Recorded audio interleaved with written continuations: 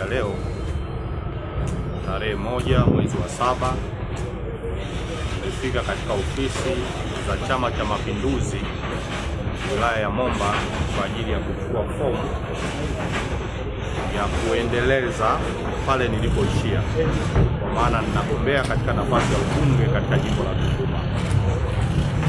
Lakini la pili, ni washukuru sana vijana wa bodaboda pamoja na bajaji wa halmashauri ya mji wa Tunduma kwa kujitolea na kunilipia fomu hii. Niseme tu ukweli mbele ya Mwenyezi Mungu, nilikuwa sifahamu jambo hili na wameniambia asubuhi. Kwa hiyo nikawaambia basi mimi mwenyewe nilikuwa nimejipanga kulipa, lakini kwa sababu ya upendo wenu basi nitafika. Na leo tarehe 1 ni mwanzo mpya. Mwanzo mpya na ni mwaka mpya wa fedha. Na ndio maana mimi nimekuja kuchukua siku hii ya tarehe 1 na nitarudisha fomu leo tarehe 1. Lakini sababu kubwa ambayo imenifanya nije kugombea, moja ni wito wa wananchi ambao wengi wameniambia kabisa, kwa kazi ulizozifanya tunaomba uendelee pale ulipoishia. Mimi siji kuwaambia wananchi na kwenda kufanya nini.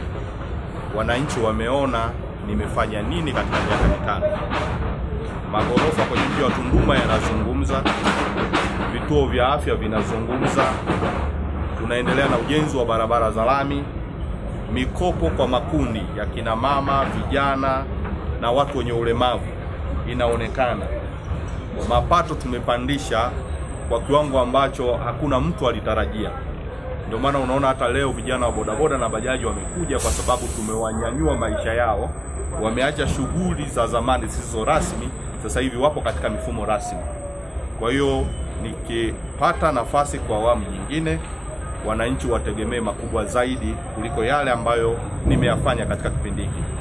Nina uzoefu katika uongozi, bado ni kijana, nina nguvu ya kufanya hii kazi na hakuna ubishi katika hilo. Kila mmoja anaamini.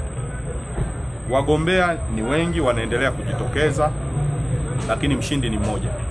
Na Mungu ameshaandika, anajua nani atakuwa mbunge wa jimbo hili. Kwa hiyo tuendelee kuheshimu taratibu za chama. Wakati ukifika, basi chama kitaamua, na atakayeteuliwa na chama ndio atakuwa atakayepeperusha bendera katika jimbo letu, na ndio atakayeleta ushindi wa Chama cha Mapinduzi, na ndio atakayewatumikia wananchi wa jimbo letu. Asante sana.